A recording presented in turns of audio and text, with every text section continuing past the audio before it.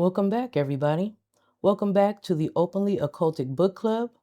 We're nearing the end of the definitive book of human design. This was the first book that we've been reading in our Openly Occultic Book Club. And, we're definitely getting to the end of section 10, but I think section 11 is the last section of the book. So thank you for being here with me today. I hope you share the video. Human design is relatively new.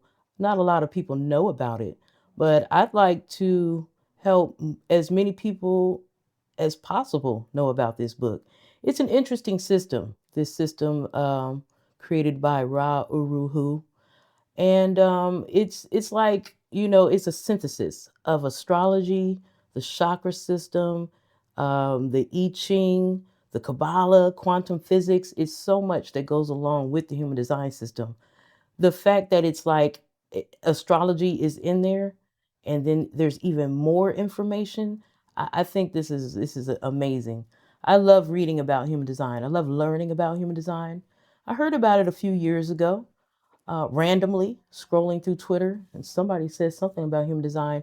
Whatever it was they said, it really piqued my interest. So I went ahead and Googled it, YouTubed it, whatever the case may be, and a whole new world opened up for me, if you may, you know.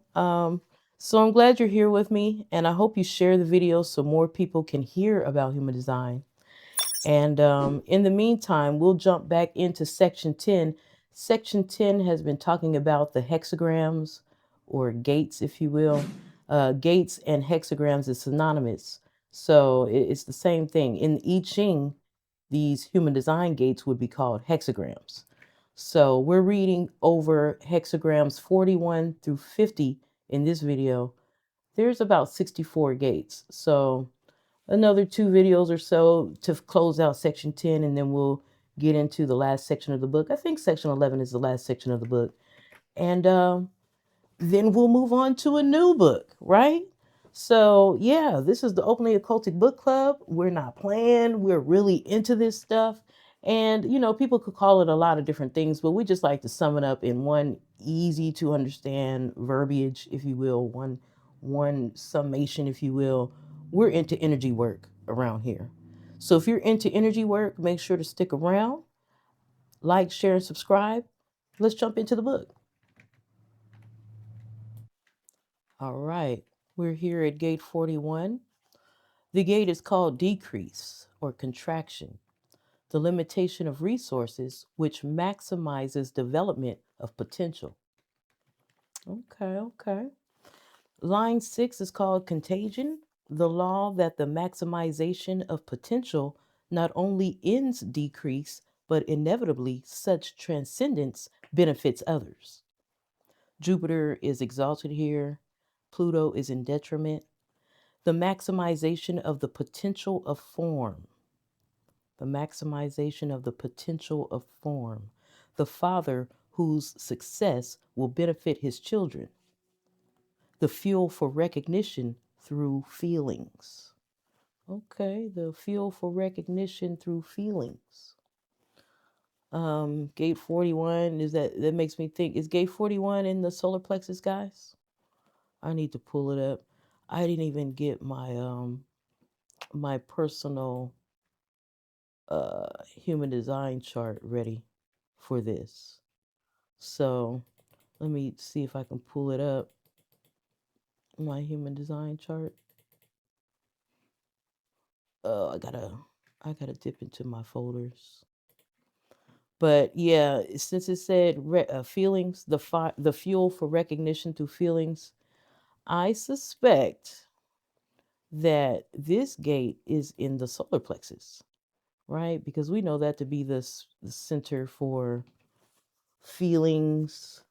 We're being told it's kind of like a gateway. This is a spirit thing going on here with the solar plexus.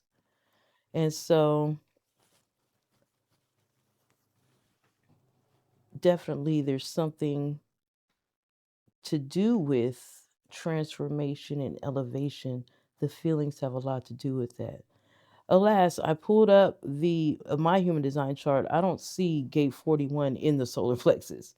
It's connected to the solar plexus through gate 30, the channel 4130. Gate 30 is in the solar plexus, but gate 41 is actually in the root center, guys. The energy flows from it to the solar plexus, kind of gets filtered through the feelings. The root center is the motor. So, hell, the solar plexus is a motor as well, or mechanical, if you will, is what we're being told in human design.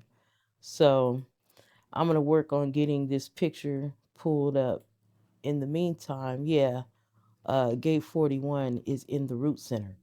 So, when we're talking about um, line 6, here you go. Here you can see my human design chart. And as you can see, gate 41 is down there in the root, the bottom right corner. So that channel, if it was fully activated or defined on my chart, it would connect through to the solar plexus, which is where the feeling center is at. The emotional waves, 3 different emotional waves and what have you. Um, so yeah, back to the book.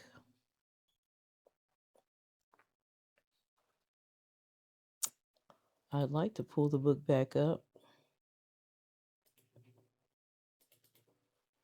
Here we go. All right. So, on the flip side, because the exaltedness, and again, that's Saturn. Did I say Jupiter before? That's Saturn being exalted there. So, the maximization of the potential of form, right? The fuel for recognition through feelings. On the flip side, the this and that of this energy, the polarity, some would call it the negative. We just want to say the negative as so far as this spectrum, this line goes. The tendency in transcendence to keep it a secret in fear of being deprived of its special advantages, the fuel for secret or repressed feelings. The tendency in transcendence to keep it a secret in fear of being deprived of its special advantage. Okay. Line 5, authorization, the external recognition of one's potential despite limitations, right? Mars is exalted here, Venus is in detriment. The value of energy when properly channeled, the fuel for properly channeled feelings despite limitations. On the other side, energetically speaking, a persistent dissatisfaction with limitation, which hampers development even when supported. Limitations initiate the fuel for negative feelings. We're talking about energy work. If you're new to listening to this, if you just tuned in, you might be very confused. And I want you to go back to the first episode to read the intro to this system to learn what this is all about. But basically, every gate has 6 lines. So every gate itself has its own frequency, right? And then within the gate, you're getting more specific with that frequency. And then so that's what the lines are, getting a little bit more specific. I might have gate 41, but I have line 4, not line 5. It's a slightly subtle difference to this energy. And then within each line, and there's 6 lines in each gate, within each line you have a polarity itself. So with this and that within that frequency, right? So that's what we're going over here in the gate 41. I just had to throw that out there because I suspect somebody's tuning in for the first time. You've never heard about human design. You don't know what we're talking about here. You see astrology, you see gates, you're just trying to catch up. I need you to go back to the intro, and there is a lot of information to unpack in human design. We're talking about the different lines within each gate here, but you got to learn about the gates. You got to learn about the lines. You got to learn about, you got to learn about this system. It's a wonderful system. I think it gives a lot of in-depth information, names to frequencies, if you will. So we're on line 5 within gate 41. It's called authorization, right? We read about the value of energy when properly channeled. That's the exhaustion of that line 5 energy. And then on the flip side of it, the lower vibration of that energy would be a persistent dissatisfaction with limitation, which hampers development even when supported, right? Limitations initiate the fuel for negative feelings. Mm. Line 4 is called correction. It's about successful adaptation to limitation, successfully adapting to limitation. Correction.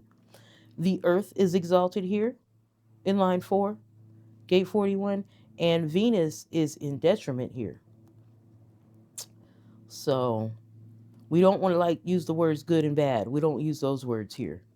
We don't use those words at all. We try not to use those words. Positive and negative, this and that. We use those words, right? Um, when we're talking about the exalted energy that goes with this line 4, we're talking about survival of the fittest and its eventual flourishing, right? The energy for adaptation and a deep feeling for survival. So you're going to adapt. It's just naturally in you. If you have this on your chart, you got the energy to do it, right? On the flip side of that energy, when you wake up one day, you're not really feeling quite yourself, right? You're how you normally could be. It's the expenditure of energy on maintaining relationships rather than on correction. Does that resonate with you? You're spending on those days, you're spending a lot of energy on maintaining relationships rather than on correction. In times of decrease, weak associations are shunned as costly, no matter how attractive. So, this is the energy which fuels holding on to feelings rather than adapting. Mm.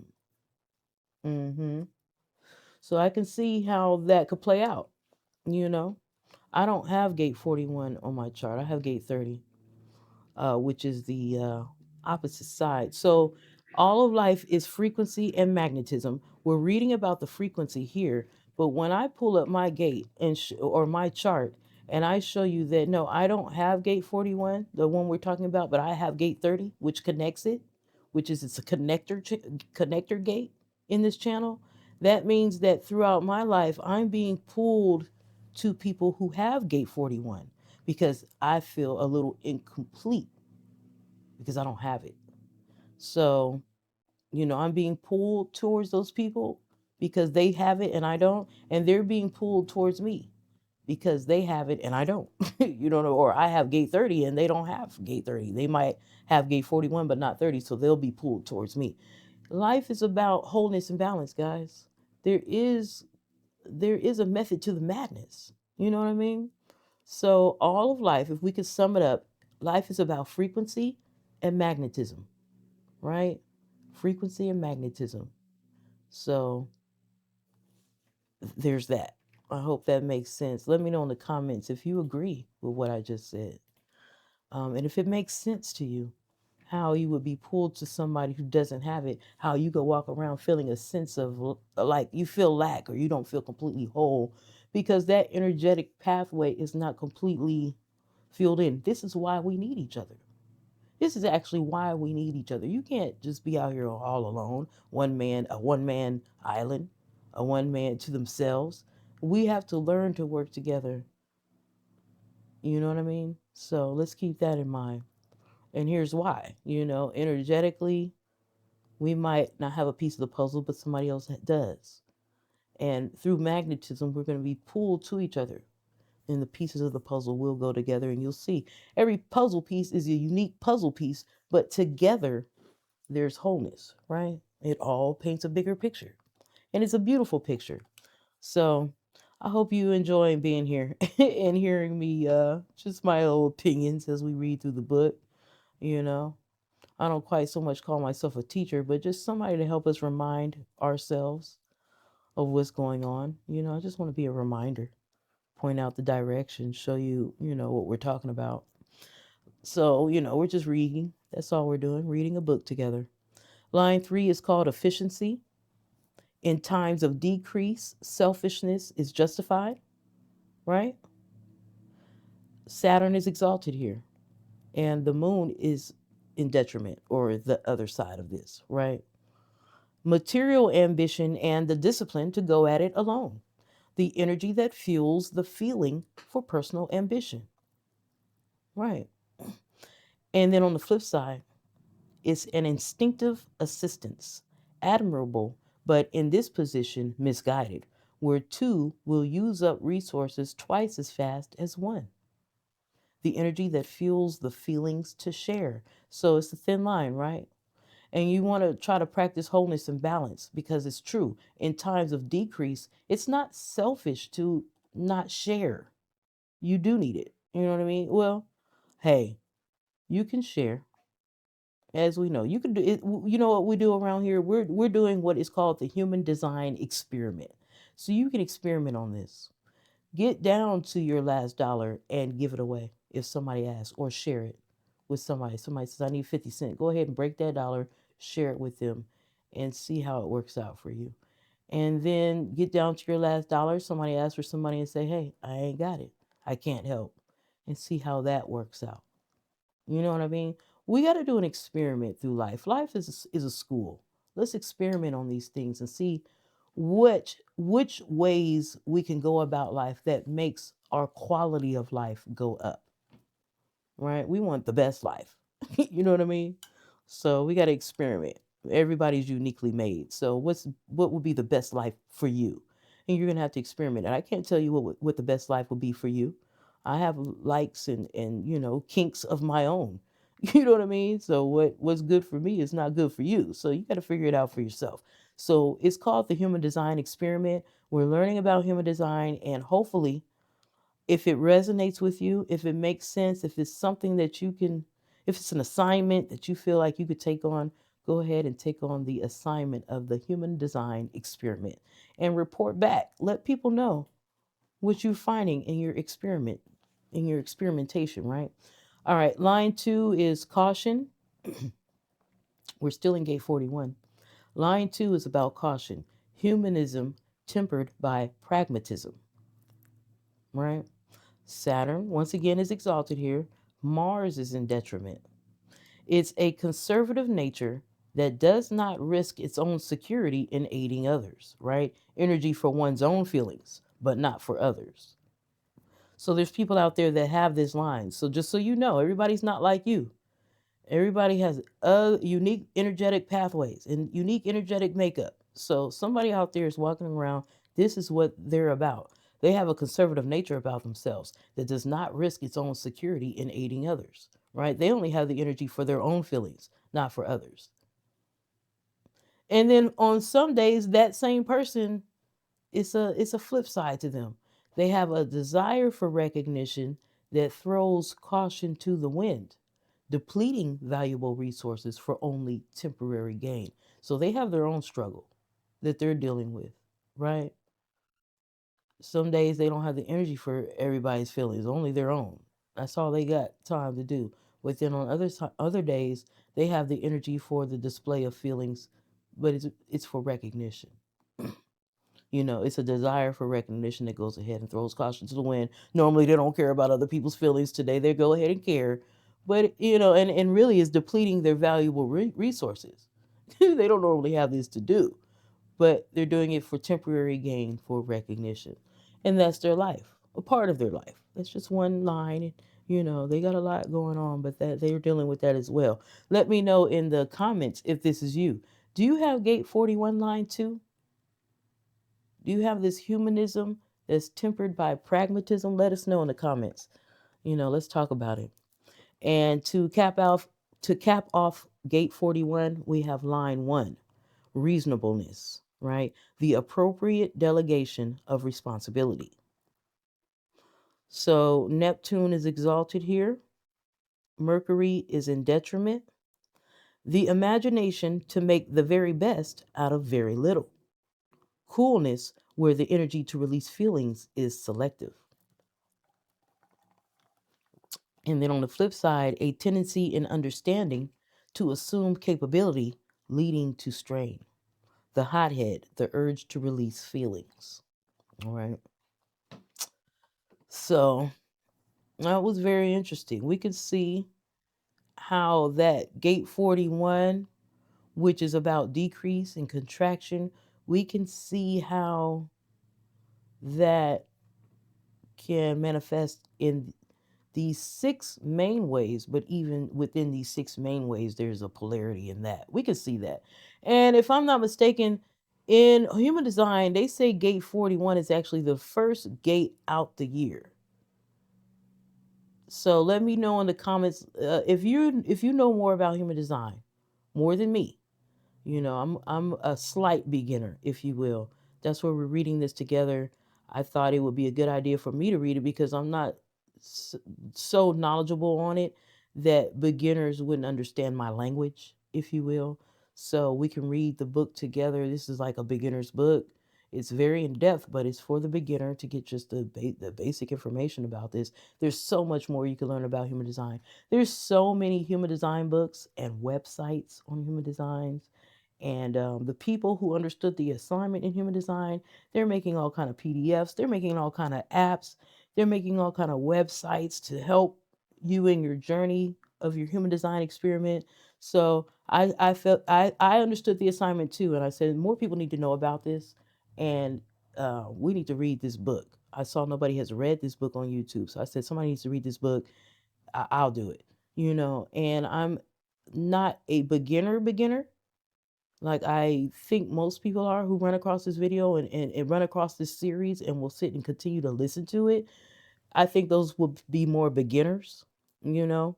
And my language, because I'm not a master at this yet, my language can reach you. You know what I mean? We're really kind of learning together. Although I have read this book twice before, but we're really kind of learning it together still. So it's a lot to learn about it, but I can so somebody who knows more about human design, I think I heard that gate 41 is the beginning of the year in human design. So this will be the first gate when you're starting out with in the year with the energetic energy. The first energetic push will be coming from the root center, right? Which makes sense. When we think about spring and new life, how when we think about energetically what's happening, this seed is in the ground under the earth in the darkness, and then all of a sudden a burst of energy makes it spring to life, pushing through the dirt, and everything is anew. It's the new year. So it makes sense that the first gate would come from the root center. The first gate of the year would come from the root center, pushing everything in motion, an initiation type energy, if you will. So I think I heard that gate 41 and this decreased contraction, I think I heard that that's the first gate of the year. If you know more than me and you can verify this and even talk a lot about it, please leave a comment here. I hope you're here and that you heard my call because we want to know more too. I want to learn more. So, yeah, I thought that might be interesting for you to know. The limitation of resources, which maximizes development of potential, sounds like something you need coming out the gate, the first day of the year, something to initiate the new energy of the year, something that's going to maximize development of potential of all things, right? So, yeah, that's just me thinking and talking and putting it together logically. It's my logical side. Okay, gate 42 is about increase and growth. Gate 42 is in the sacral center. Um, and I don't have it on my chart, so I'm not going to pull it up. Hopefully, you got your chart pulled up with you so you can see that gate 42 is in the sacral center. It's about increase, growth, the expansion of the resources, which maximizes the development of full potential. Yes, yes. Line 6 is nurturing. The moon is exalted, Saturn is in detriment, a natural and instinctive nurturing of others, the power to share the process of growth with others. On the flip side, it's a restrictive and malefic, I don't know, malefic, a restrictive and malefic materialism that is self alienating and encourages aggression, the refusal to share the benefits of growth with others. Hmm.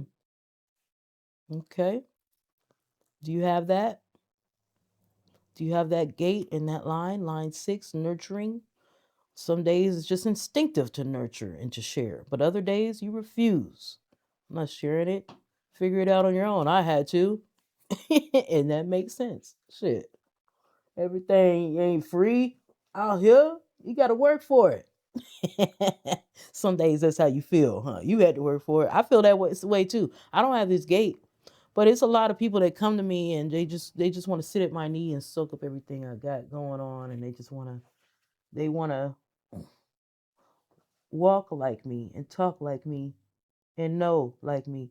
But I had to go through a lot of pain. I had to work a lot on myself. I had to cry a lot. I had to sweat a lot. I had to deal with a lot to be who I am today. So some days I'm like, no, it ain't gonna just be easy. You have to work for this.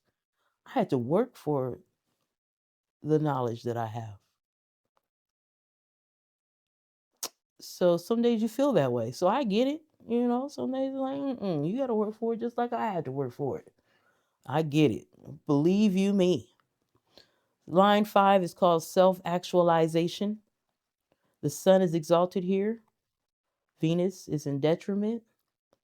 The fulfillment and actualization of purpose as a natural path whose reward is a healthy sense of self rather than the power and influence that naturally follow, right? The fulfillment and actualization of purpose as a natural path whose reward is a healthy sense of self. That's all you wanted out of it, rather than the power and influence that actually naturally follows with that kind of thing, right? Growth that is self fulfilling and naturally leads to influence. This is wonderful. Yay for you. Yes. I love to hear it. On the flip side, there's a self actualization as a strictly inner experience that may demand or result in a reclusive nature, right? Inner growth that empowers reclusiveness, inner growth that empowers reclusiveness, right? And I don't see nothing wrong with that either, except, hey, come on. Send us a note. Let us know you're okay. How's everything going, guy? Girl? Hey, girl. You all right? Oh, man. Line 4 is called the middleman. The moon is exalted. Venus, once again, is in detriment here.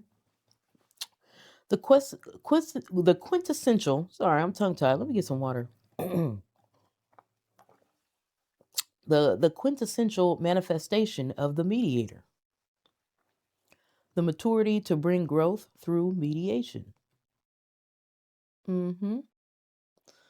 And then on some days, it's like where the gift to establish and maintain relationships is ill suited in this position, to act in mediation where harmony must take a back seat to pragmatism, a lack of maturity where the power to harmonize distorts mediation and limits growth. Mm. Hmm. Where the gift to establish and maintain relationships is ill suited in this position to act in mediation, where harmony must take a back seat to pragmatism, right? So there you are, the life of the middleman, right? Oh, wow. Line 3 is called trial and error. As always, line 3 is about experiments. There's a trial and error thing, but it's not like a bunch of mistakes being made or always losing. It's like finding out which way doesn't work. So it's a shift of perspective. You're not always doing things wrong, you're finding the wrong ways to do things. Aha.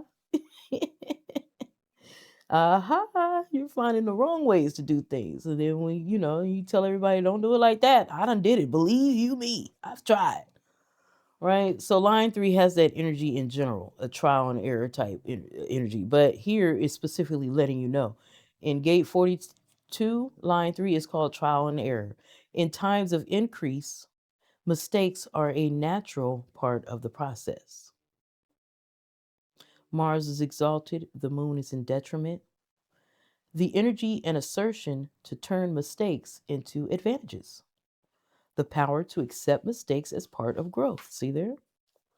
And then on the flip side, the this and that of that energy, it's a moodiness that in error may succumb to brooding and unnecessary caution. Mistakes give power to moodiness and caution. So some days you have the power to accept mistakes as part of growth and, turn it into advantages. And then on other days where you just, you're like, mistakes give power to moodiness and caution, right? So try to have a healthy balance, guys. Wholeness and balance, right? You're not just that, you're this and that. So you'll be all right. We're glad to know it, right? Knowing is half the battle. Shout out to my 80s babies. Knowing is half the battle. Line 2 is identification. The sun is exalted. Venus, excuse me, is in detriment. So on one hand, you have a recognition and acute capitalization of trends. You have power for growth through participating in trends.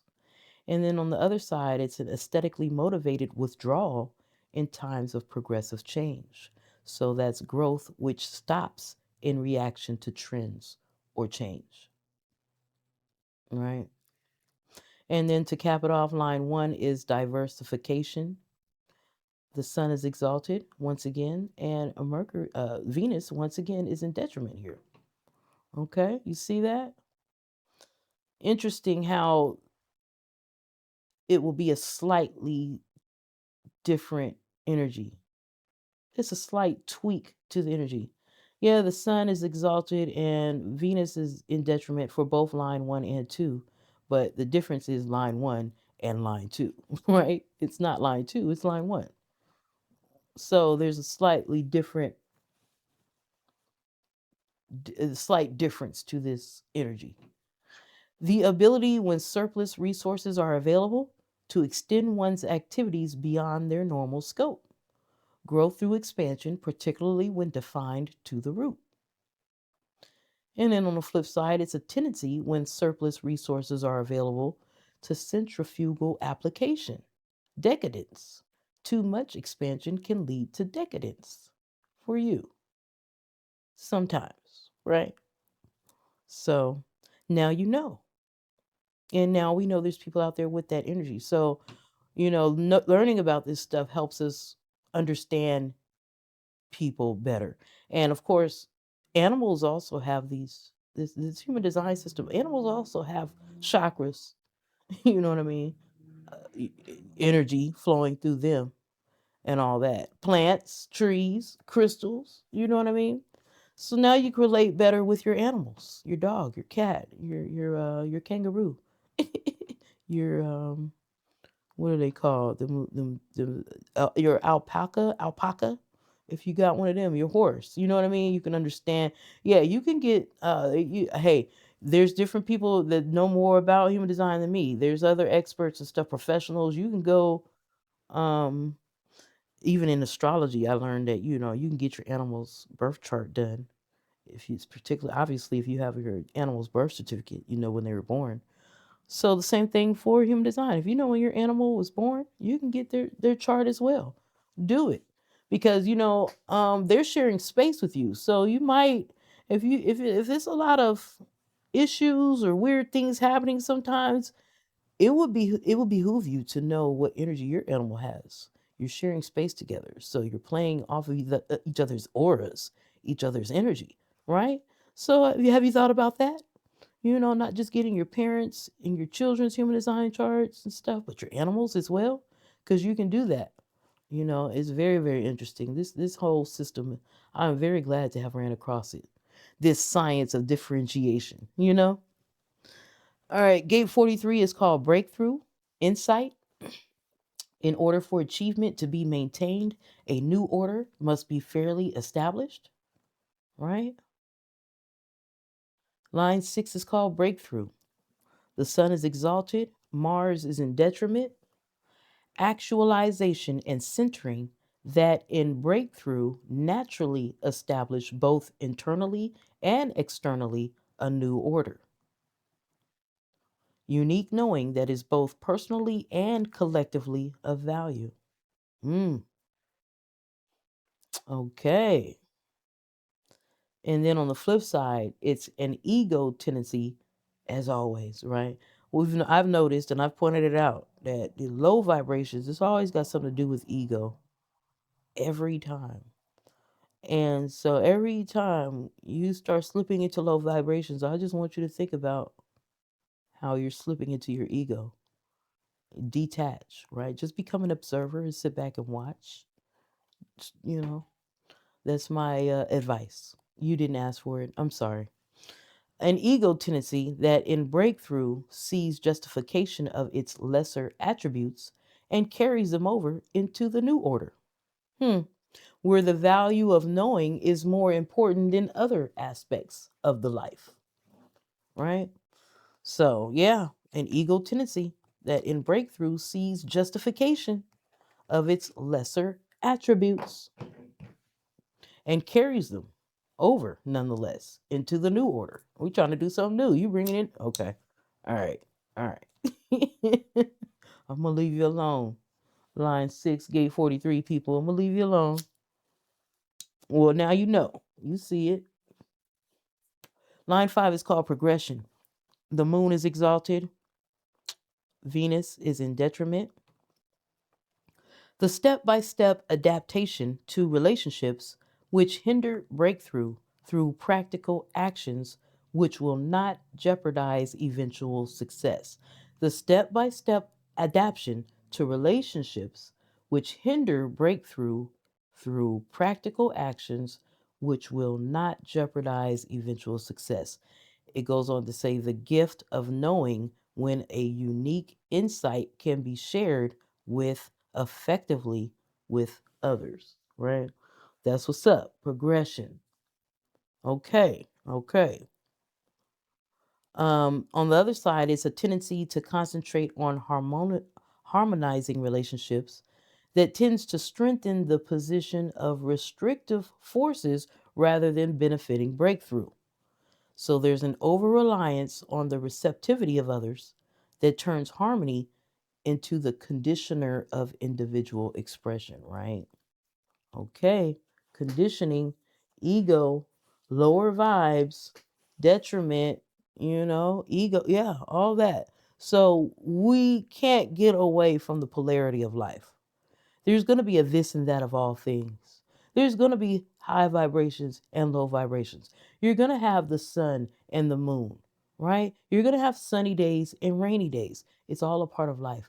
What we practice here is wholeness and balance. It's wholeness because, yes, you need the sun and the moon. Yes, you need negative and positive. Wholeness. Balance, though, as well. We're not going to act and ignore like the negative doesn't exist. We're not going to do that.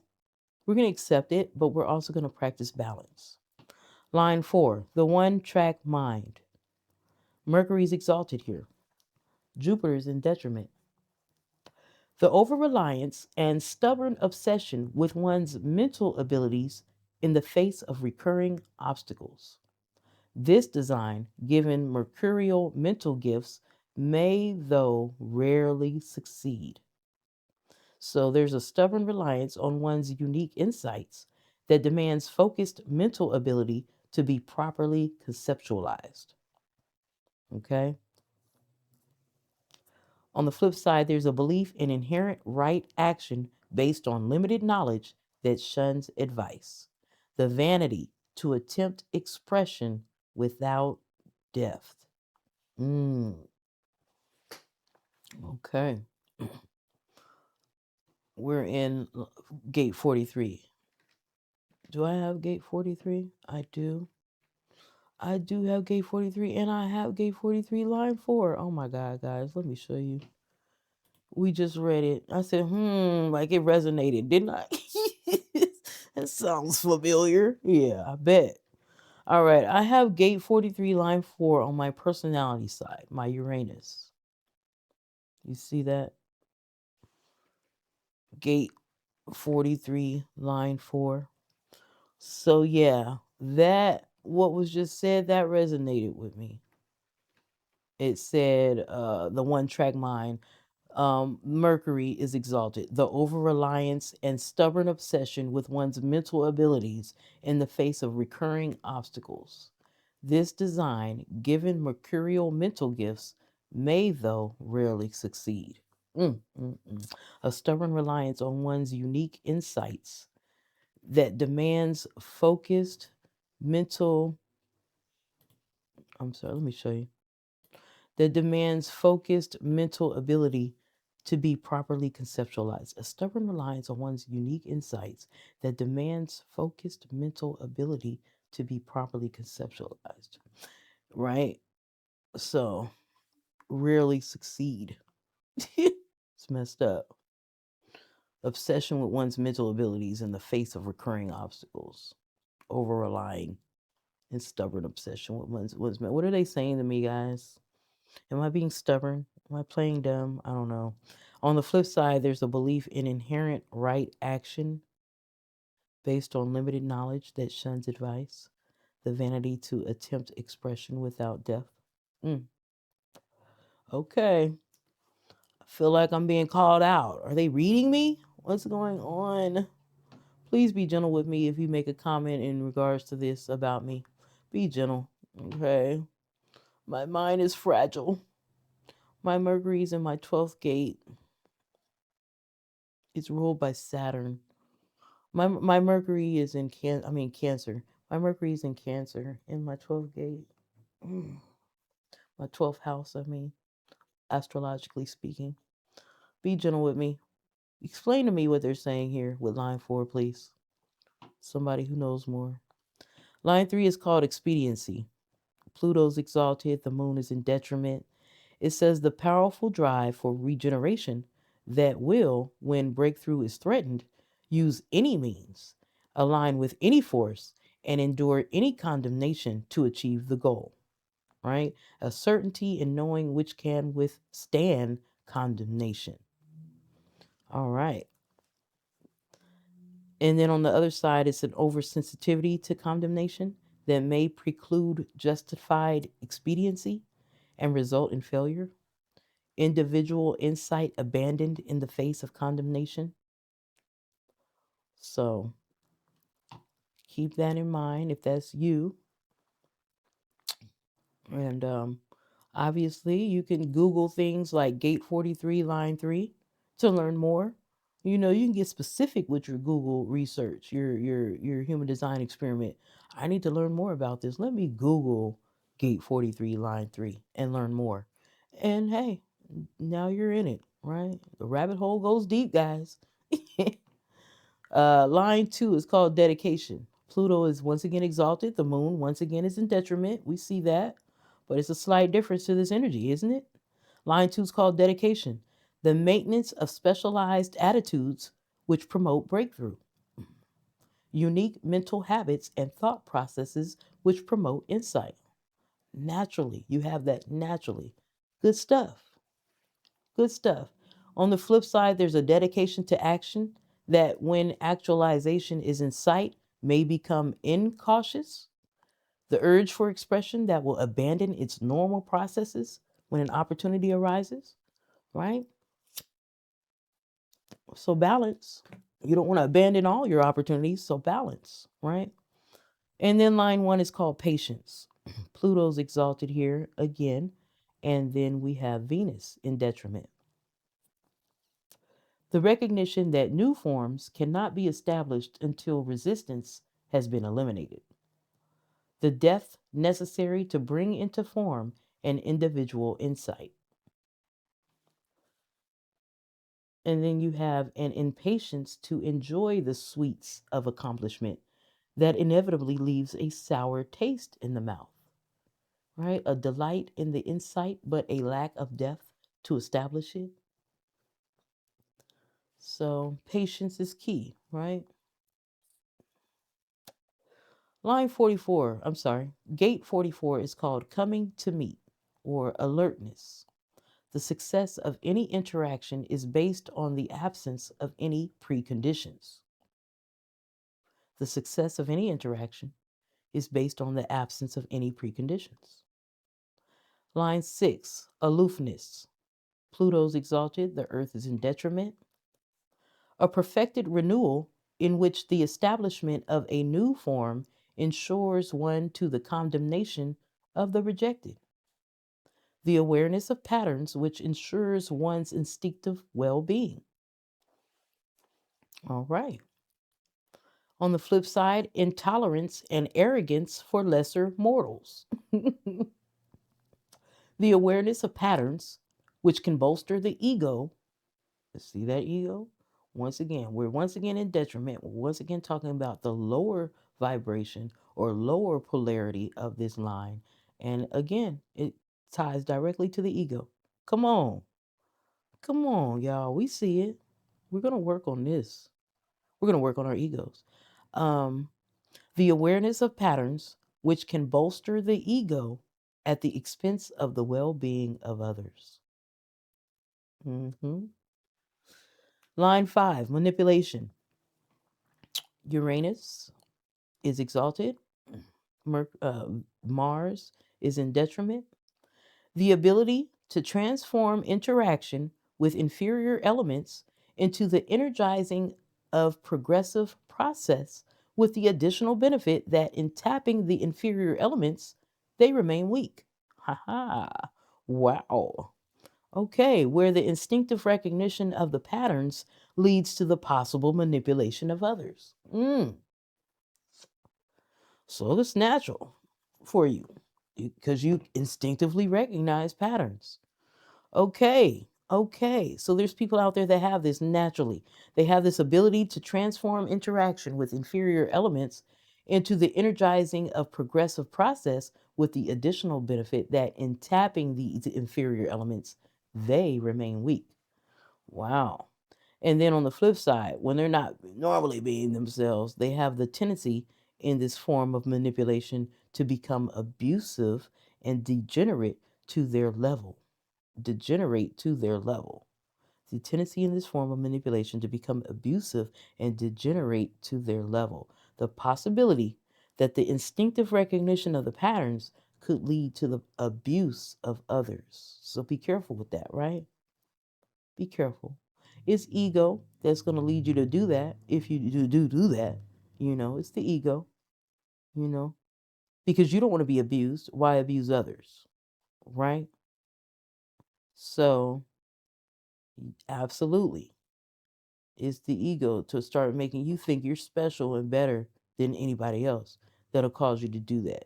Abuse another person, abuse your dog, right? Come on now. Abuse your horse. I had a neighbor, I'm in the country. There was a neighbor that had a horse and he just refused to feed this horse. Why do you have this horse if you're not going to feed this horse? Do you not want to eat? The horse is hungry. This horse was bones, y'all. Then the people came and got the horse. And I think they got him too and took him to jail or something like that. Animal abuse. Because what are we doing? What makes you think that? Anyway. Yeah, so wholeness and balance is what we're trying to do.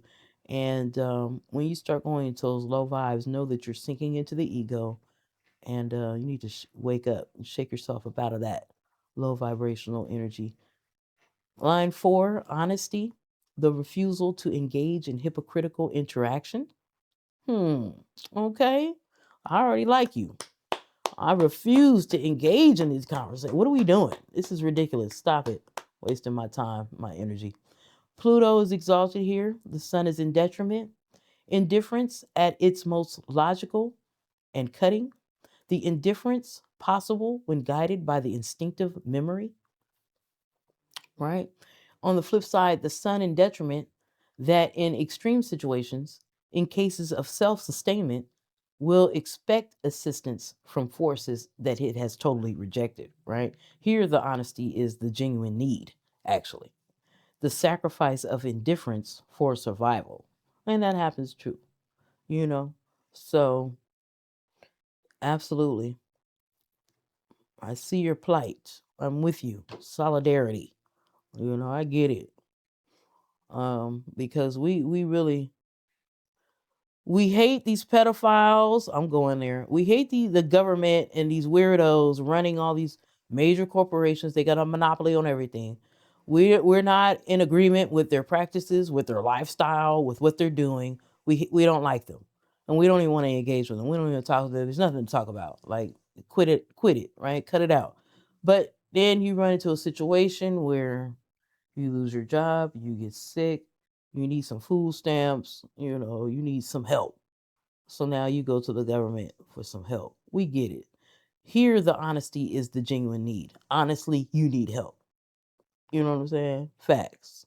So you sacrifice how you don't fuck with these people, for lack of a better word, because you need some help. I get it. The world is crazy in so many ways. Man, we got to learn to navigate this reality, don't we?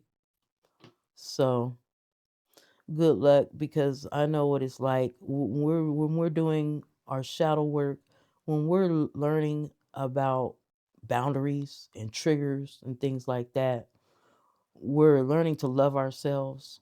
We're learning to not abandon ourselves. So I can see your plight. You're all about honesty. And in those times, I don't want you to beat yourself up too much. You do need to survive. What we need to do is find another way to survive without having to go to these people, so you don't feel like you're abandoning yourself to go to these pedophiles and creeps and criminals who don't go to jail for some damn food stamps or some assistant with a light bill. You know what I mean? So it's a struggle. I get it. I'm in solidarity with you as well. Shout out to all the Gate 44 Line 4 people. Let me know in the comments if you have Gate 44 and Line 4, if you're struggling with this honesty shit. Because you're like, you know what, I refuse to engage in hypocritical interactions. But sometimes you have to, because you actually need help. So let me know if that's you. And I'm sending love from afar to you. Line 3, interference. The failure to interact based on circumstances. Mars is exalted, Neptune is in detriment. The ability to recognize the threat of interference and to prepare for its effects. The alertness and instinct to handle the ego of others. Hmm. On the flip side, you're going to be running into your own ego, huh? A diluted response to interference that gets stuck in projection and as a result is unrealistic in appraisal and error prone, right? A diluted response to interference that gets stuck in projection and as a result is unrealistic in appraisal and error prone. So the possibility that the instinct can't handle the ego of others. And that's because you're in the ego yourself.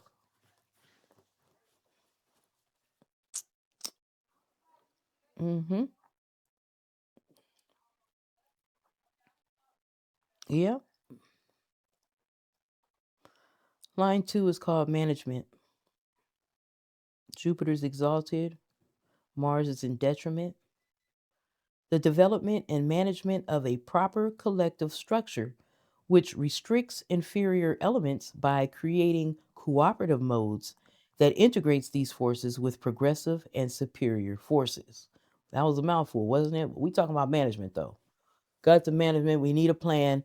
This is the development and management of a proper collective structure which restricts inferior forces or inferior elements by creating cooperative modes that integrates these inferior forces with progressive and superior forces, right? The possibility that alertness to patterns will result in management capability.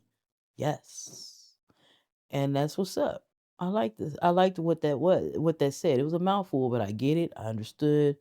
I comprehend, and I see the logic in it. So that's good. That's what's up. On the flip side, a tendency in management to concentrate exclusively on goals, ignoring inferior elements, which leads inevitably to quantitative success and qualitative failure. The instinctive memory for the patterns that bypass the development of managerial capability. Come on. right? So there's the this and that of that. And then line 1, conditions, the establishment of frameworks as the result of interaction. Pluto's exalted, Venus is in detriment.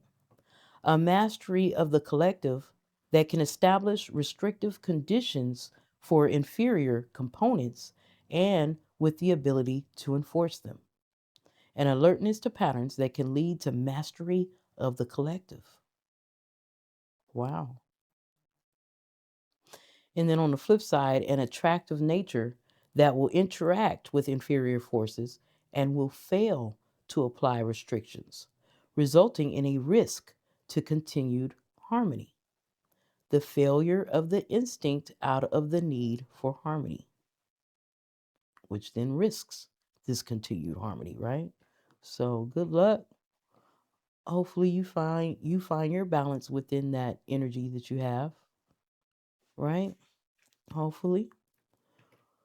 We're moving on to gate 45, the gathering.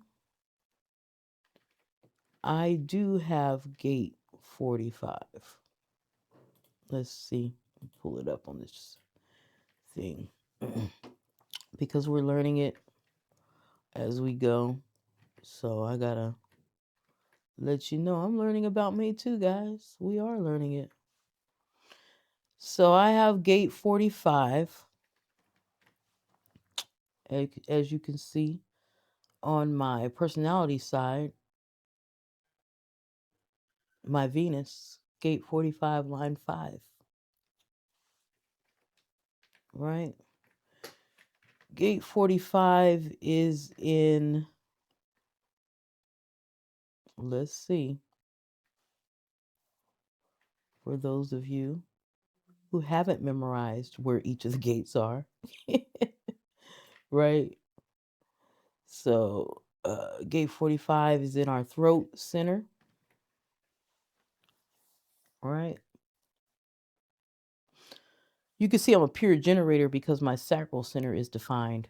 I would be a manifesting generator if my throat center was defined as well. So, the manifestation occurs in the throat center, right? You could speak it into existence in so many ways. So I'm a pure generator, but I do have gate 45 activated in my throat center. And we're reading about gate 45 right now. Mine's is on line 5. So when we get to that line next, after line 6, we'll learn more about me. Right now, we're going to learn about line 6.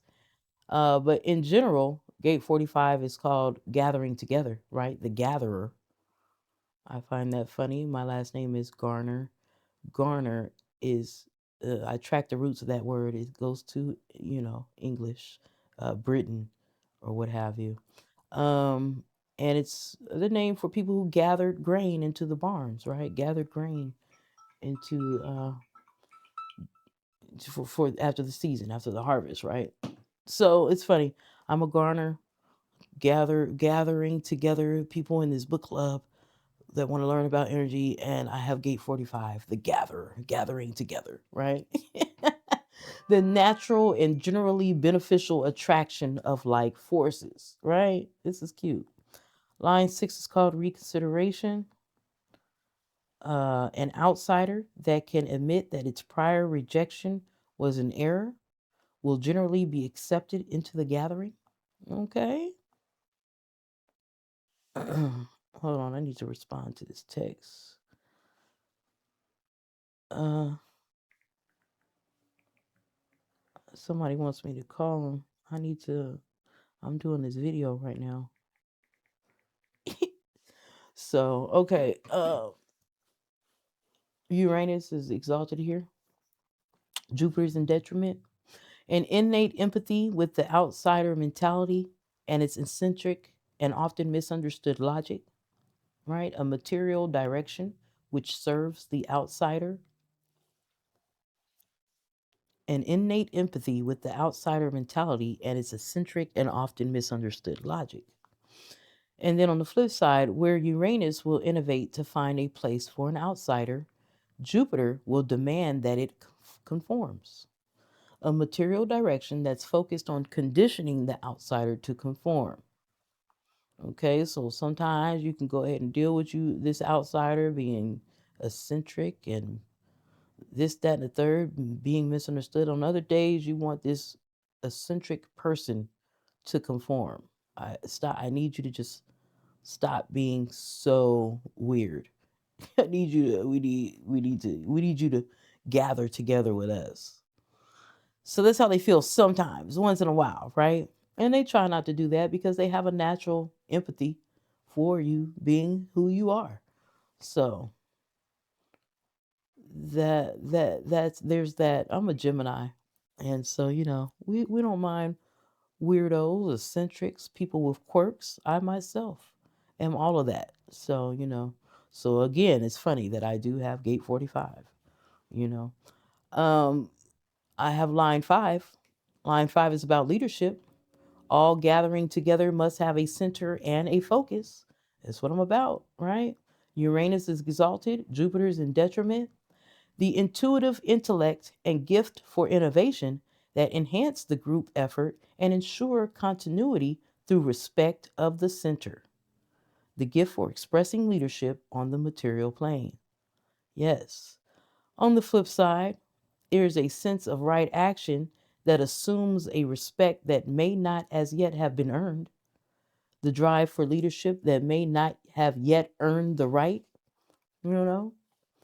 But, it comes. It's in you, you know. So we're going to put in that work to earn the right of this leadership, huh? Mm-hmm. A little balance there. It must be earned. Line 4 is direction. Jupiter is exalted. Mars is in detriment. The ability to focus the opportunity of gathering together for the service of higher principles. The expression of higher principles on the material plane. And then on the flip side, the tendency to try to influence the direction of a group action for personal benefit, right? The lack of expression of higher principles on the material plane. So there's a this and that of that energy, line 4 energy here in gate 45. You have line 3, exclusion. Uranus is exalted. Mars is in detriment. Excuse me, Neptune is exalted. Mars is in detriment. The ability, when excluded, to take whatever measures are necessary to dissolve the antiquated form and to accept even a humiliation to achieve inclusion, right? The instinct to find a way to be included in a material process. Mm-hmm. And then on the flip side, an aggressive and often violent reaction to exclusion. The expression of frustration when included in a material process. The expression of frustration when excluded in a material process. I think that's a typo right there because this says it's an aggressive and often violent reaction to exclusion. The expression of frustration when excluded in a material process is what I was thinking it should say. Am I wrong? Is that a typo or no?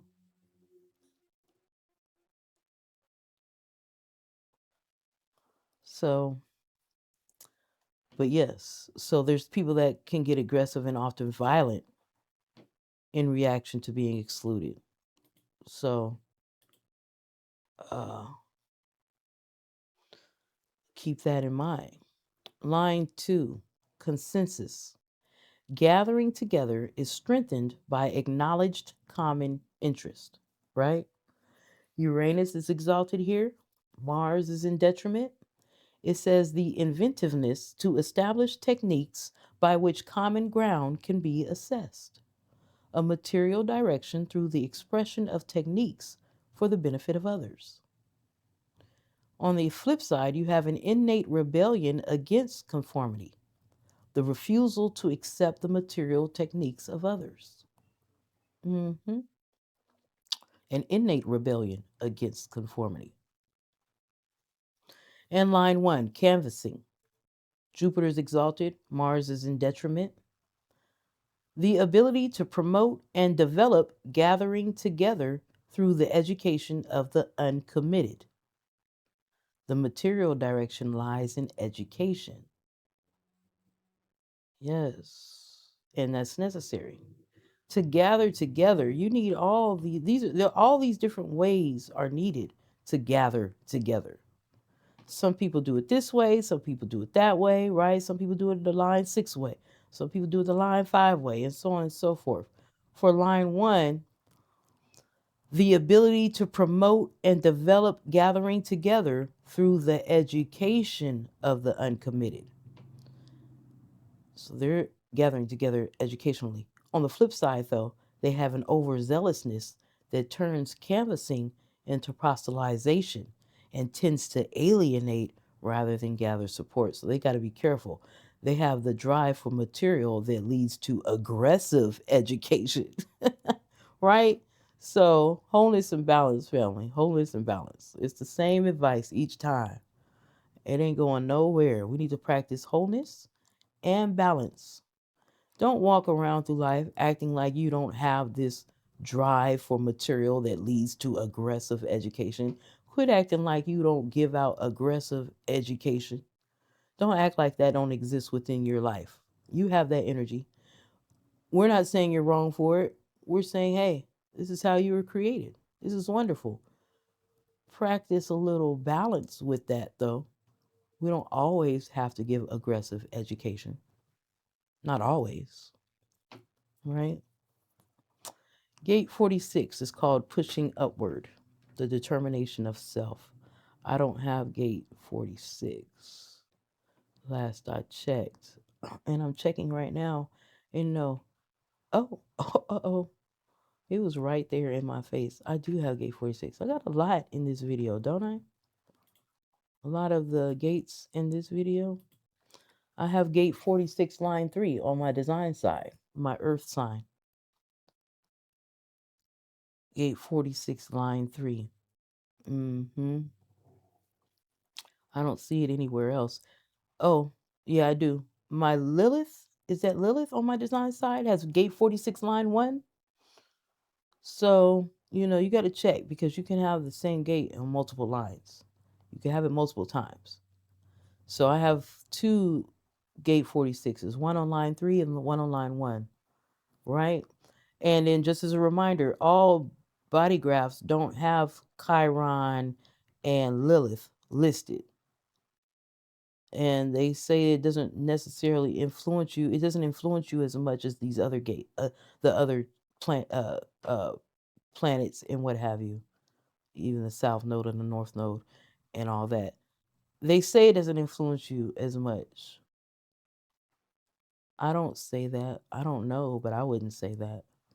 But I'm not an expert, so if you are an expert, explain to us in the comments why Chiron and Lilith aren't brought up as much in human design because I'm hearing they say it doesn't influence as much.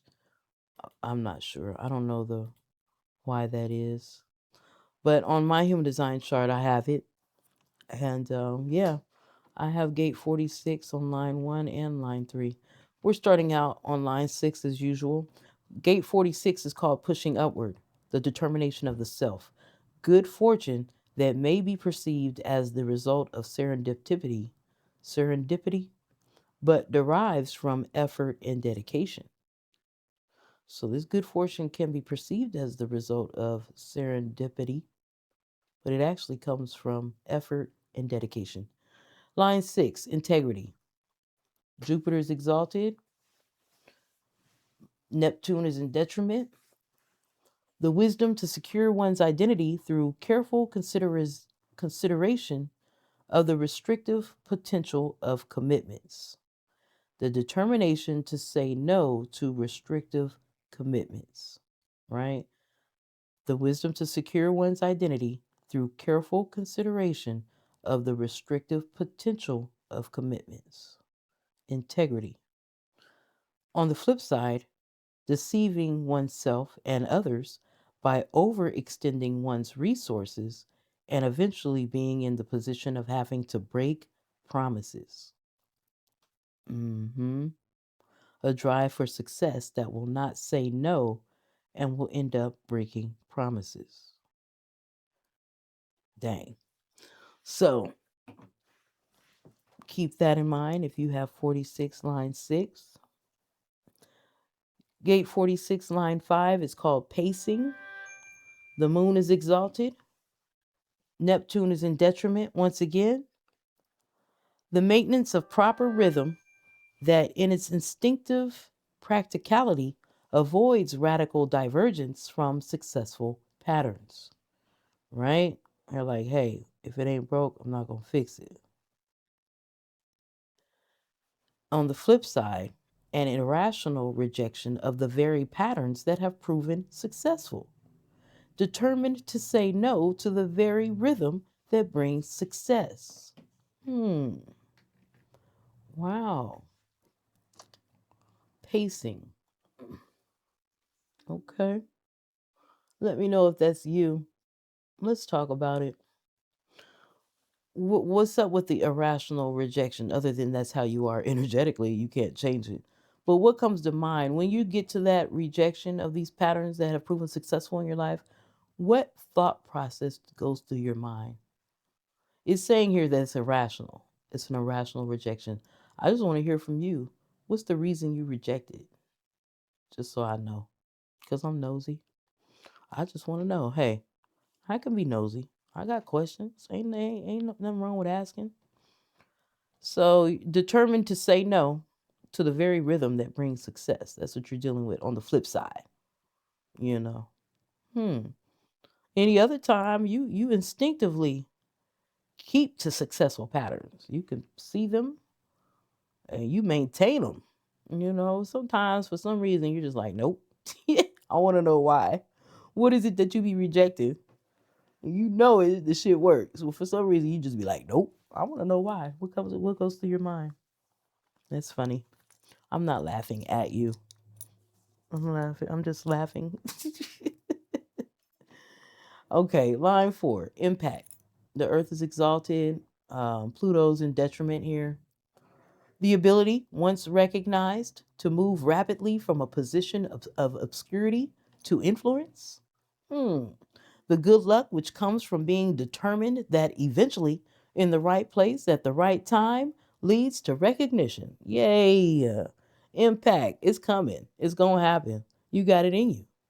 This is your life, right? So you have this ability. And once you recognize it, you're going to move very fast from obscurity to influence. Welcome. Hmm. And then on the flip side, there is a reaction in achievement that tends to bite off the hand that fed it. So you have the determination and success to ignore those who helped create it. All right. So uh, be mindful of that. You know, be mindful of it. Line 3, projection. Oh no, this is my line. Oh no. 46, line 3. Yeah, I got projection. And then, of course, as you can see on my chart, for some reason, okay, so on the chart, it shows me, it has the downward arrow next to my 46.3. So it's saying detriment, right? That's what it's saying. But I heard, they say in human design, they're like, hey, we're not really, just let go of the whole negative aspect of this detriment talk. So they want to help you redefine this in your mind so that you don't feel some kind of way about seeing an arrow pointing downward on your chart, right? But here it is, 46, gate 3 in my earth sign, and it has the downward arrow next to it. Excuse me. So line 3, projection. The moon is exalted here and Mars is in detriment. A practical approach to good fortune that maintains the same patterns and attitudes that brought success and does not get sidetracked by indulging in further expectations, right? The determination to stay with what brings success. Good. All is well, right? But then on the flip side, there's a tendency through projection, right, to treat a potential future as the present, leading to unjustified egoism. There go that word again. Ego, where once again in detriment. I know you see the pattern, right? So anytime you going into them lower vibrations, it's got everything to do with it with your ego, right? So a tendency through projection to treat a potential future as the present, leading to unjustified egoism and the loss of momentum and support. Dang. The determination to treat a projected success as a reality. Yeah, yeah, that's funny. Well, keep it in mind, guys. As always, wholeness and balance. And now we know, and knowing is half the battle, right? So you do what you can to circumvent that that's being said, right? Line 2, the prima donna. The sun is exalted, Mars is in detriment, a difficult and demanding nature that succeeds despite its behavior because of the depth of its talents, right? The determination to succeed, the determination to succeed that may offend others. And then on the flip side, unrealistic demands and offensive nature of egocentric mediocrity, the determination to be treated as a success before it has been realized. Hmm. Mm-hmm. Line 1 is called being discovered. Dedication in obscurity that is unexpectedly discovered. Oh wow, hold on. I have that as well. Yes, in my Lilith, right? 46 line 1. Being discovered. Dedication in obscurity that's unexpectedly discovered. Okay. Uh Neptune is exalted here. Jupiter's in detriment. Art for art's sake. Any creative endeavor that's self-fulfilling sooner or later is recognized. The potential for creative success through dedication, right? And then on the flip side, the ability to judge the potential of those in obscurity, but often solely to benefit one's own success. Okay? The determination to recognize and benefit from the success of others. Hmm. So you could be discovered in either or of these ways, right? You could be discovered in using either one of these routes. Interesting. One is more low vibrational. Hmm? One is more tied to the ego, right? But you could still be discovered. The determination to recognize and benefit from the success of others. This is funny as hell, y'all.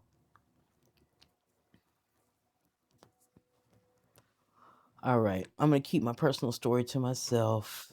Life be lifing. I see myself in what's being read. It resonates with me.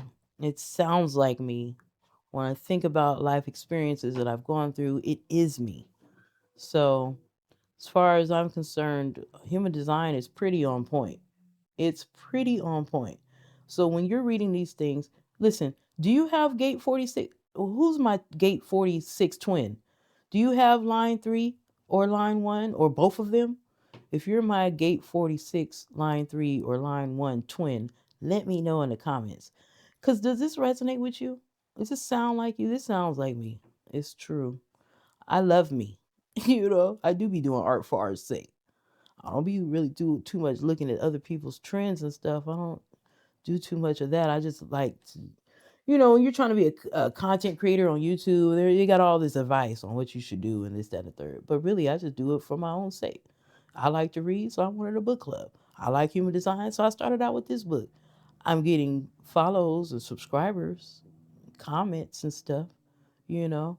But it's art for art's sake, you know. And it's a humanitarian effort. I want people to know more about it. You know what I mean? So it's just funny. So, I'm reading these things and I see myself in all these different circumstances. So, not just the book club. Does it resonate with you? You want to talk about it? Hit me up in the comments. Let's talk about it. This is so cool. I would love to find my twin, my Gate 46 twin, line 3 or line 1 twin. I would love it. So, are you there? Hello. For real. Gate 47 is called oppression and realization, a restrictive and adverse state as a result of internal weakness or external strength or both. Hmm. A restrictive and adverse state as a result of internal weakness, external strength, or both. Wow. And yes, I have gate 47. I knew you were wondering. Yes, I do.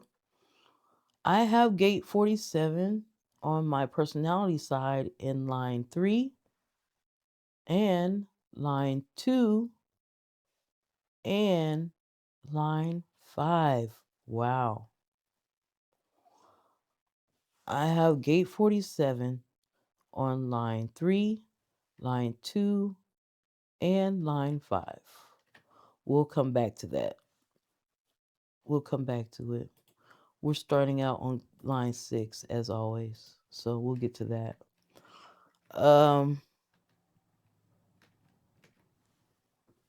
Line 6 is called futility, a difficult position for which there is no exhaustion. Wow. No exhaustion, no polarity. The sun is in detriment, where the strength of will alone may find a way to adapt and survive, but without hope of ever overcoming the oppression. Life is an ordeal stripped of realization. Mm, mm, mm. Okay, line 6 is futility. We're being told it's a difficult position. So if this is you, hugs. I'll give you a hug. The sun is in detriment, where strength of will alone might find a way to adapt and survive, but without hope of ever overcoming the oppression. Life is an ordeal stripped of realization. So, hugs to you. Let us know. So, everybody here that's listening, write in the comments if this is your gate. I want everybody to give you some love. Everybody give gate 47, line 6 people a hug. Give them a hug, give them some love, right? Let them know that we hear it's difficult and we want them to know that, you know, we're with you, right? Line 5 is called the saint. This position, hold on, I got line 5. I do 47.5 in my Jupiter, in my Saturn on my personality side. The saint. This position has special significance and there is no planet in detriment. Venus is exalted, the gift in times of oppression to maintain, without hypocrisy, a harmonic relationship with one's oppressors while providing aid and succor to the oppressed. Realization at its most exalted. Wow. Acceptance of the weight of the abstract process and the grace that naturally follows. No polarity, no planet in detriment. Wow. Yeah. So we all have gifts. All of us are a gift, actually, to the world. A unique gift. And that's all I have to say about that, right? Line 4, repression. The constraints of external oppression. Saturn is exalted. The moon is in detriment here. The strength of identity that, even in times of the most powerful oppression, can maintain its resources and to some extent ensure their survival for the benefit of others. A sense of identity that can be maintained despite external conditioning. Yes. Stay you, boo. For real. On the other side, when robbed of its light, the moon is lost in darkness, barely able to nourish itself, let alone others. This is the identity overwhelmed by external conditioning, right?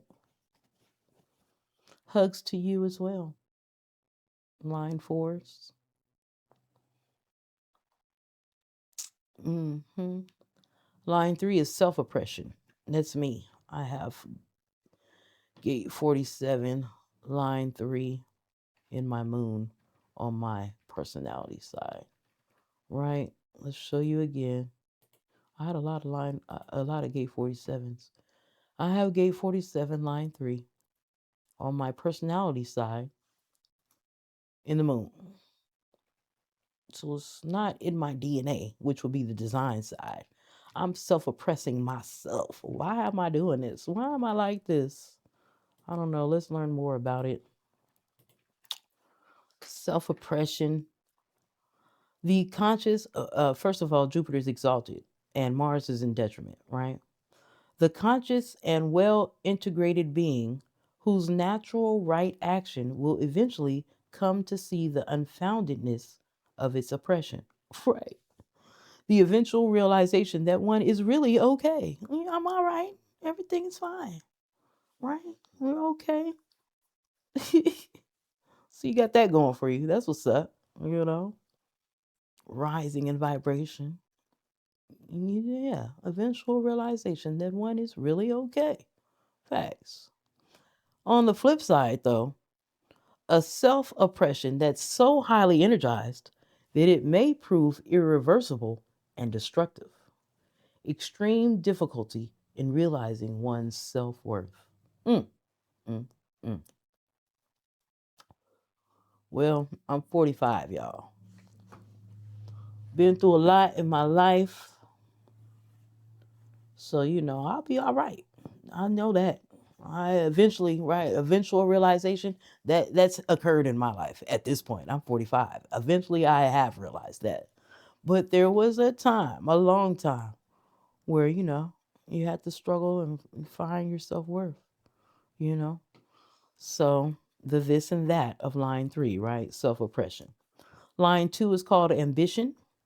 Saturn is exalted here, Mercury is in detriment.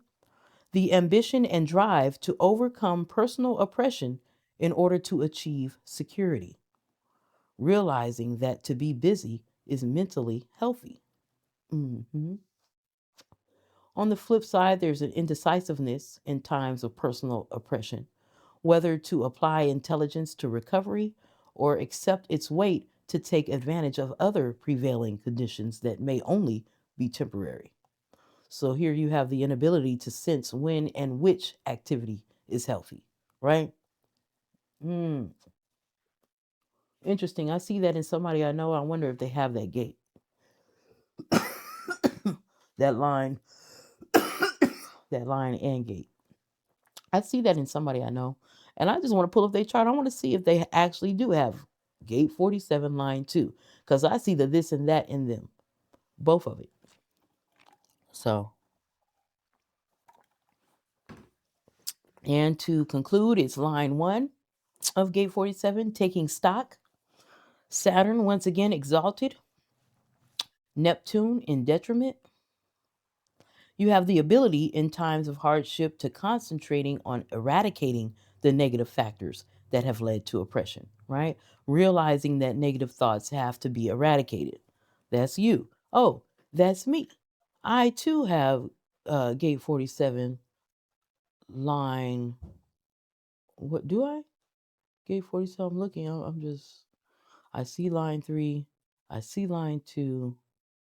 I don't even see the third, and I know there's a third. Line 5. Okay, I don't have line 1. I have line 5. What was line 5? The saint. So I had 5, I had 3, and I had 2. Okay, so I had that line 2 that we just read. The ambition. the ambition and drive to overcome personal oppression in order to achieve security, and an indecisive. It sounds like somebody I know. It's me, motherfucker. It's you. I see it in somebody else though as well. That's funny. Yeah, and indecisiveness in times of personal oppression, whether to apply intelligence to recovery or accept its weight to take advantage of other prevailing conditions that may only be temporary, right? So the inability to sense when and which activity is healthy. Okay, okay. Um, Line one, taking stock. The ability in times of hardship to concentrate on eradicating the negative factors that have led to oppression, right? Realizing that negative thoughts have to be eradicated. And then on the flip side, the delusion of seeing oppression as an exclusively external phenomenon, which often disastrous results. So you have this sense that the world is against you, right? The delusion of seeing oppression as an exclusively external phenomenon with often disastrous results. Mm. Okay, so we have a few more gates left. Gate 48 is called the well depth, right? The necessary and qualitative foundation that is a prerequisite to establish the common good. Line 6 is called self fulfillment. And no, any, I don't have gate 48 for those who are wondering. Line 6, self fulfillment and undiminishable resource, right? Venus is exalted, the moon is in detriment. The valued center that as it gives, it receives, and thus can continue to give. A depth and potential talent that is of value to others. And then a tendency to superficiality that, though generous and nurturing, will lack the inspirational quality that can transform its gift into a common currency, right? So here, the depth is limited, the taste will be superficial and affect the quality of the possible talent. You have line 5, action, the natural urge to apply energy to action, a taste for action, right? And then on the flip side, and of course, you have Mars exalted, the moon in detriment. So in detriment, there's an over reliance on the need for protection that in times of social renewal is obsessed with the details of planning at the expense of action, right? So insecurity with one's death that can fail to take action. You also have line 4, restructuring. The sun is exalted here, the earth is in detriment. The good sense to take advantage of restriction on short term activity to assess the situation and restructure for long term goals that will facilitate development when activity resumes. The awareness that death and its possible expression will face restrictions with a resulting taste for short term projects. And then you have a resistance to restructuring on speculation, with the tendency when activity resumes to have to do so anyway, right? A taste for long term projects that will be frustrated in restraint. Line 3 is called incommunicado. The moon is exalted, Mercury is in detriment, symbolized by the no moon phase, where the potential of light is unrecognized, unavailable, and unknowable. The redeeming value is in the transience of such a stage, which can give strength to those so afflicted, okay? Where the development of taste and depth is a long term process. On the flip side, the profound anxiety when a profound intelligence is forgotten in the wilderness. The tendency in a long term process, development of taste and depth to anxiety. Okay, I need to grab me some Reese's Pieces. I think my sugar is getting low. So let me grab some candy real quick. right? Well, I could grab some raisins.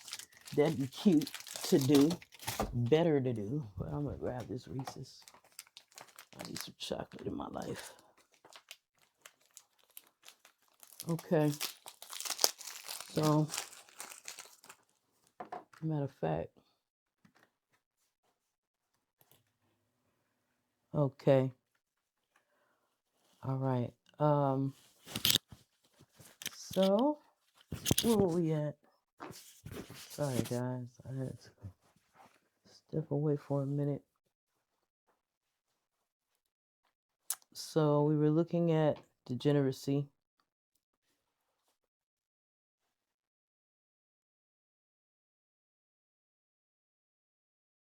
The awareness that to successfully establish a new form, one cannot neglect the most positive attributes just to accommodate inferior elements. This would lead to deterioration, a confidence and awareness to resist inferior influences. hmm And then Venus is in detriment here. The misguided urge for harmony that degenerates when associated with inferior values into decadence, a lack of confidence and awareness that invites interference and decadence. And then we have line one, insignificance. Insignificance, right? The moon exalted, Mars in detriment, an instinctive recognition of what is practical and deserves attention. A taste for recognizing what is practical and deserves attention, right? Facts. And then on the other side, you have an ego tendency, aha, to apply energy to trivial considerations, a taste for trivia. So, why so serious though, right? We can't be serious all the time. So, just a healthy little balance. Sometimes it's good to have a little taste for trivia. We're still in this 3D plane. We're still on Earth. Yes, the ego is a huge issue. I think it's like the main issue, right? And there's a polarity to it. So we just gotta practice wholeness and balance.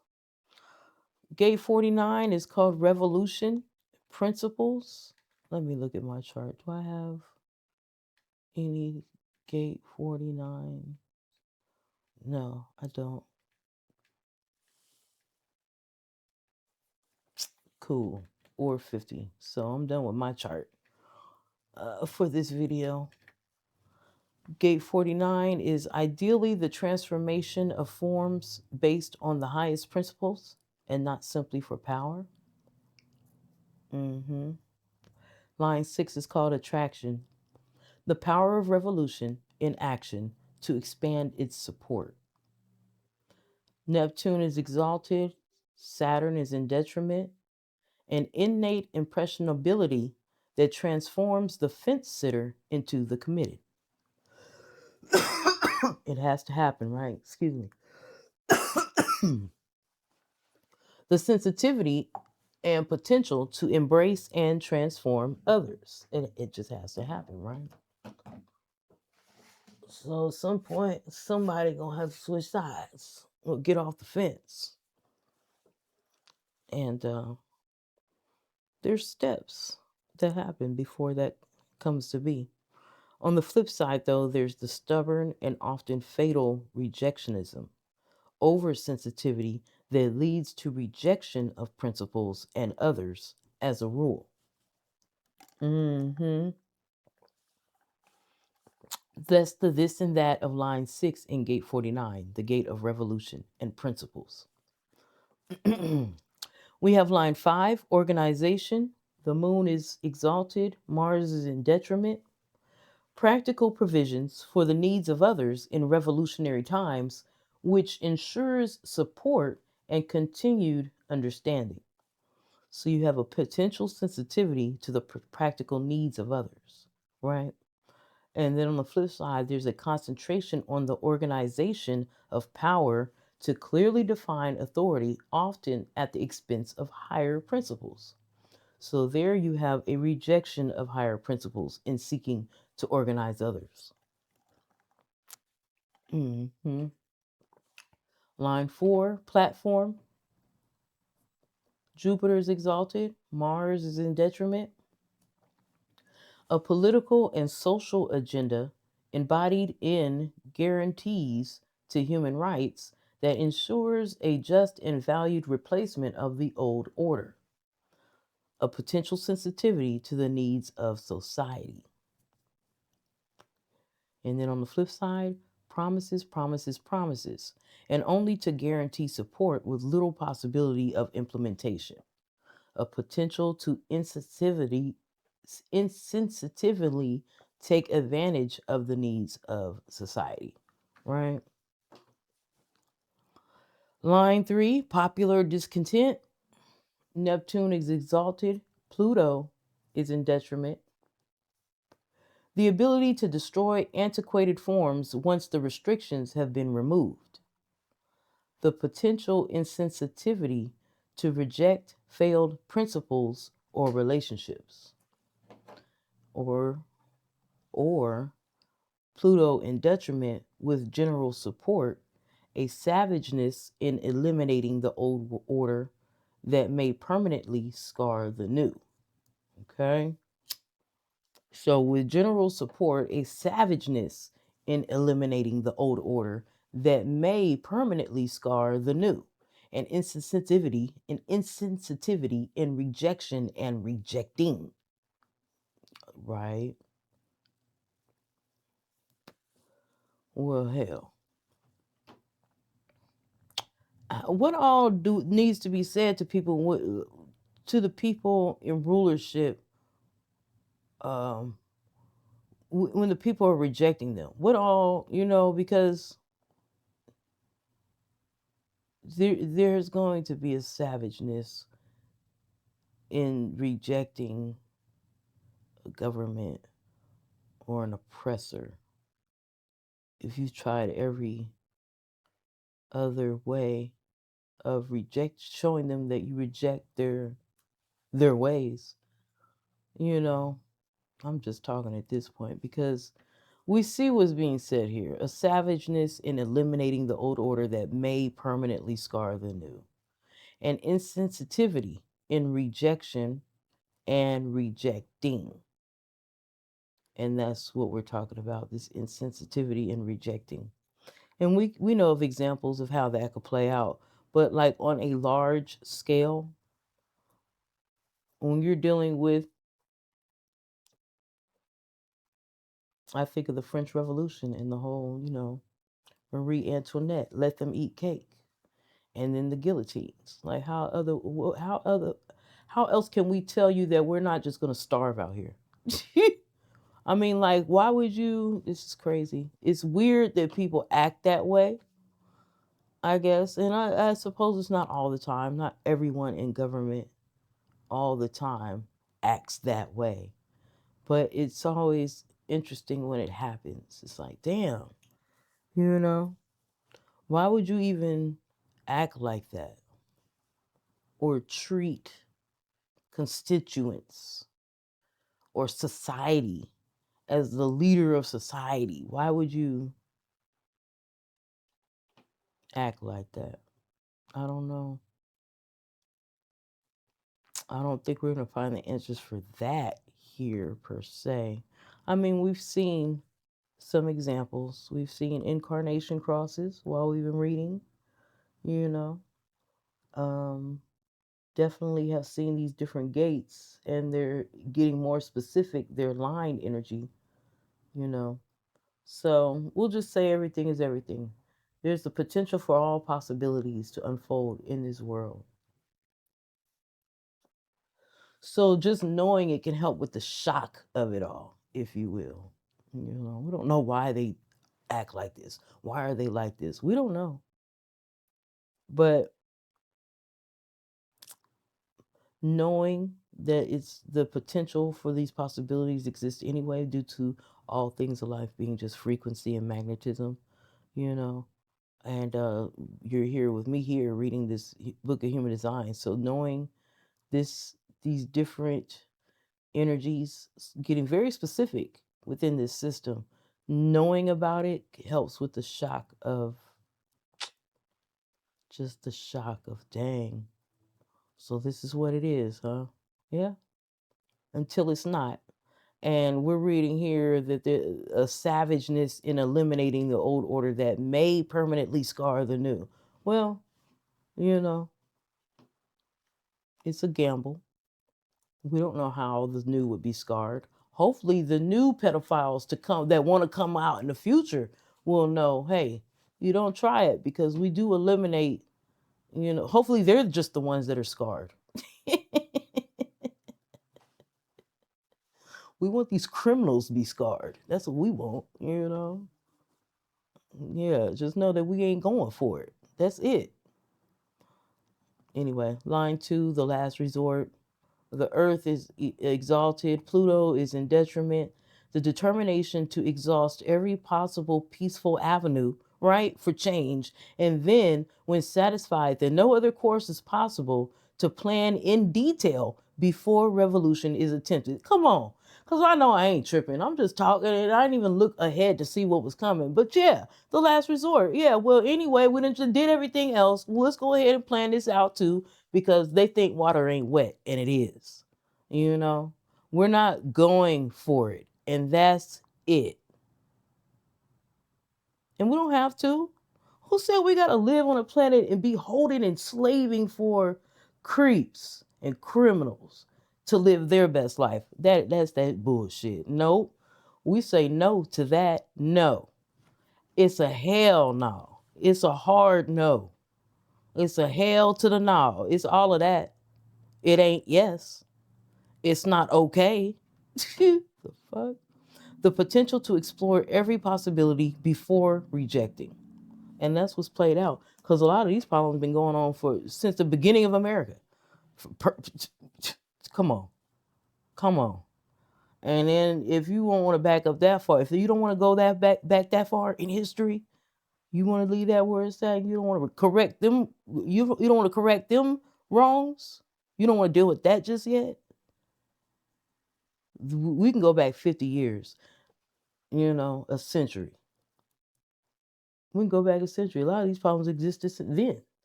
So every other possibility has been explored. And in the end, revolution, baby. Or on the flip side, it says the overwhelming revolutionary urge that is impatient with accommodation and negotiation. The tendency here is the coup d'etat that has little general support, impatience with accommodation. Then you have line 1, the law of necessity. Revolution has no support unless it's perceived as necessary. Jupiter is exalted, right? Luck, the planet of luck and expansion. The sun is in detriment. The understanding and application of this law to maximize expansion of support and thereby ensure viability. The awareness that the potential of a principle is based on it being accepted as viable. Okay. So the universe is universing, right? It's all going to play out. We see it. We see everything going on. We just watching. And we're hopefully watching consciously so we can see it. The flip side of that is the misuse of influence to insist that necessity can be created out of action. Hold on. Let me say it again. The misuse of influence to insist that necessity can be created out of action. This is the helter-skelter syndrome, to commit acts of disorder as proof that disorder exists, right? That's that flip side. That's that low vibrational oversensitivity to rejection that can turn a principle into a crusade, right? All right, so let me know, my people who have this gate 49 in general, just talk to me. What line do you have? You have gate 49. What line do you have? Hit me up in the comments. Leave a comment and let us know. I do reply to all comments. To end this video, we're ending on gate 50. It's called the cauldron. Values. Oh yeah. Witch things, right? Witchy things. The cauldron. Anyway, the value of historical continuity, whose traditional values serve and enrich the present and future. The value of historical continuity, whose traditional values serve and enrich the present and future. Okay? Line 6, leadership. Venus is exalted here. The sun or the moon is in detriment. The gift in a position of power to maintain harmony even in severity. The gift in a position of power to maintain harmony even in severity. Here we have the strength to maintain one's values with vigor and continue to have harmonic relationships with others. Nice. On the flip side, you have an inherent moodiness that, in a position of power, may at times alienate or offend and affect overall efficiency. The strength to maintain one's values, but at the expense of harmonic relationships. So it's the this and that, right? Leadership. But can you maintain harmonic relationship or no? You're going to maintain your own values either or. We see that, right? Line 5, consistency. When continuity has brought success, it should not be tampered with. Right? If it's not broke, don't fix it. Saturn is exalted, Mars is in detriment. The disciplined and natural conservatism,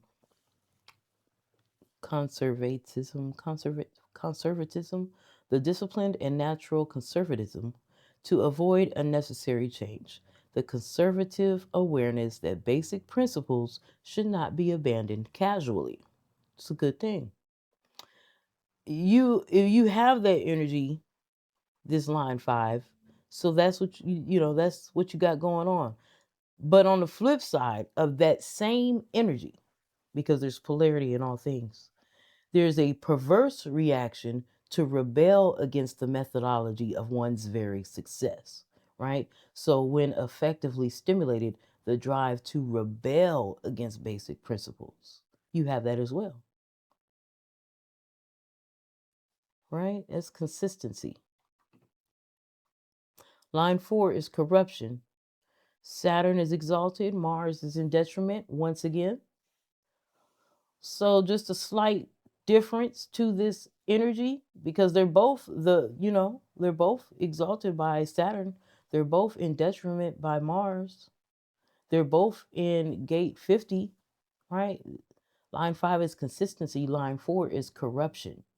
The lack of enriching values. The malefic gift of turning inferior values into material success.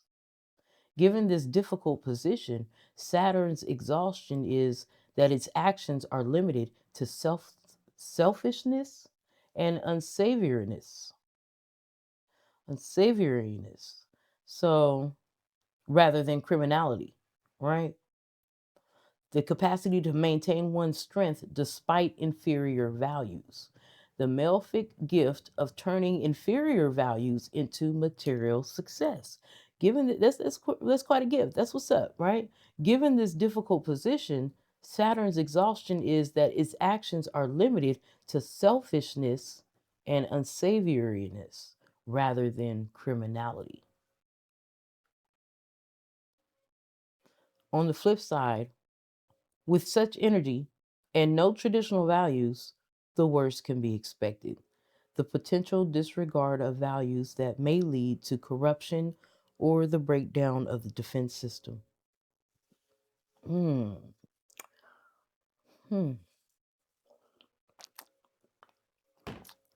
I want to talk to somebody with that line. I probably have in my life, but I have no way of knowing all these people in my past what their human design chart was, you know? So I like to talk, I'm trying to build a community here. I would like us to meet in the CGH chat room and discuss these things, so we can continue our experiment with facts. Like if I'm talking to you and you have this line 4, we know that you have this line 4. And now I can see how you are. You know what I mean? How that energy plays out in real time. So, I like to talk to somebody with gate 50 line 4, corruption. Line 3 is called adaptability. The moon is exalted here. The moon exalted that when unable to make it alone will naturally align itself with nurturing and protective forces. How nice. The awareness that to maintain one's principles and values, the support of others is necessary. Cool. Naturally align yourself with nurturing and protective forces. That's the moon exalted here in line 3. The Mercury is in detriment. It says a resentment when its natural mental gifts are ignored and is forced to curry favor in order to survive. So there's a resentment that comes along with that. Discomfort with the awareness that one can't stand alone by one's principles. Mm. Hmm. Mental gifts. Where is gate 50?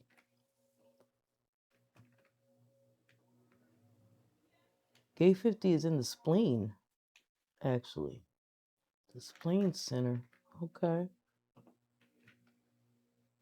So, a resentment when its natural mental gifts are ignored and is forced to curry favor in order to survive, right? Because the spleen it's the oldest survival awareness center in our bodies, is the spleen center, right? Okay, got you. That makes sense. Mm-hmm. Line 2 is called determination. The sun is exalted here, and Venus is in detriment.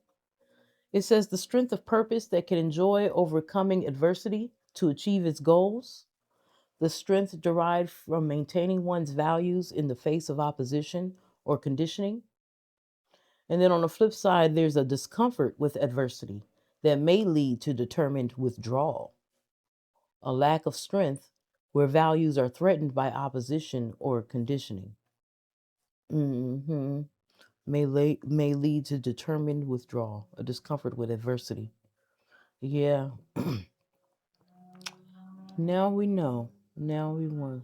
And last but not least is line 1, the immigrant, humbleness of origin that benefits rather than restricts destiny, the desire to be effective and successful that builds on the most fundamental strengths while it refines its nature, the awareness that the growth and refinement of values will benefit destiny.